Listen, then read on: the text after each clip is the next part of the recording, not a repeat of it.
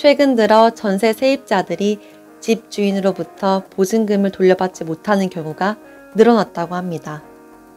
특히 부동산 경험이 적은 사회초년생들이 주요 타겟이 되고 있는데요. 오늘은 전세 보증금을 돌려받지 못할 때 어떻게 대처해야 하는지에 대해서 알려드리고자 합니다. 모두 준비되셨죠? 그럼 시작합니다. 지난 영상에서 설명했지만 가장 중요한 건 이사를 들어가기 전에 권리 관계를 확실하게 해두는 것입니다. 궁금하신 분은 지난 영상을 다시 한번 확인해 주시고, 특히 이사를 들어가는 당일에 새로운 근저당이 설정되지 않도록 계약서에 특약을 넣으라는 것 꼭 기억하시길 바랄게요.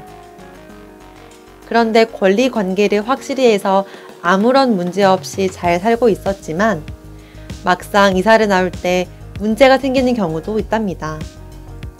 집주인이 보증금을 내줄 돈이 없다면서 다른 세입자가 들어올 때까지 기다려달라는 경우가 생각보다 자주 발생하거든요.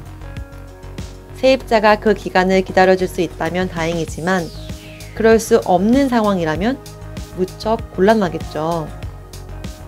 물론 세입자가 그 집을 경매로 넘겨버림으로써 낙찰된 금액 중에서 보증금을 돌려받는 방법도 있긴 합니다.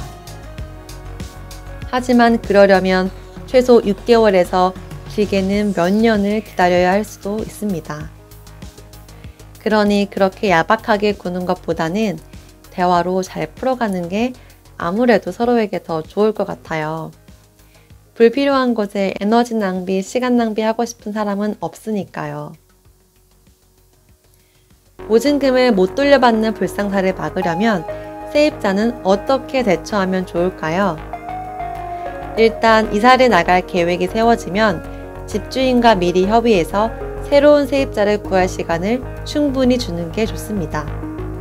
그리고 중간중간 집주인과 연락해서 새로운 세입자는 구해졌는지 확인하는 게 아무래도 안전하답니다. 이때는 전화통화를 녹음해 두거나 문자로 대화함으로써 증거를 남기는 게 좋겠죠. 만약 이사 나갈 날짜가 다 되었는데도 새로운 세입자가 구해지지 않았다면 어떨까요? 임대차 보호법에서는 보증금을 보호받기 위해서 반드시 전입 상태를 유지하고 있어야 하는데요. 새로 이사를 간 집에 전입신고를 하면 예전 집에서의 전입은 자동으로 사라지기 때문에 보증금을 돌려받지 못할 위험이 커진답니다.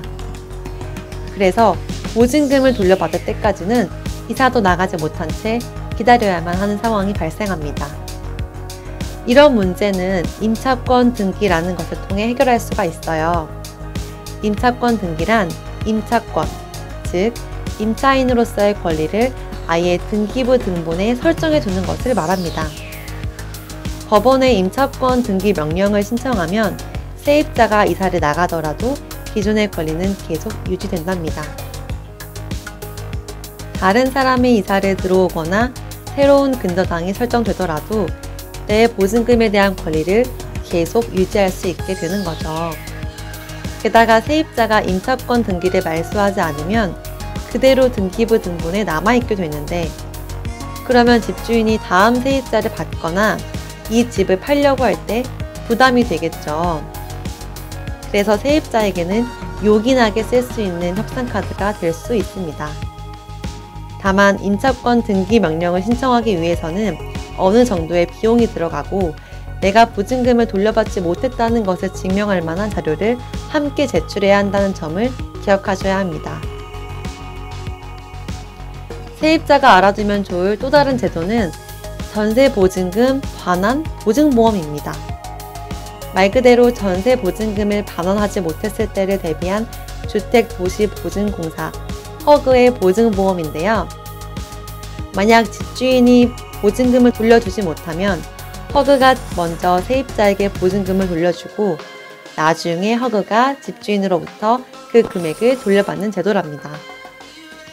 세입자가 가입할 수도 있고 집주인이 가입할 수도 있는데요. 세입자가 가입하려면 전세계약의 잔금 지급일로부터 계약기간의 2분의 1이 경과하기 전에 미리 신청을 해야 합니다. 2021년 8월부터 임대사업자로 등록한 집주인은 이 보험에 의무적으로 가입을 해야 합니다. 하지만 임대사업자 등록을 하지 않은 집주인은 의무사항이 아니기 때문에 세입자가 먼저 챙기는 것이 더 좋지 않을까 싶네요. 이때 수수료가 발생하는데요. 원래는 집주인이 75%를, 세입자가 25%를 부담하는 게 원칙이지만 아마도 집주인들은 이 돈을 부담하고 싶어 하지 않을 거예요. 이 부분은 서로 잘 협의를 해야 할 것 같습니다. 보험금은 보장받는 금액에 따라서 달라지므로 정확한 내용은 허그에 문의하시면 좋을 것 같아요. 오늘은 피 같은 내 전세 보증금을 지키기 위한 몇 가지 방법을 알아봤는데요.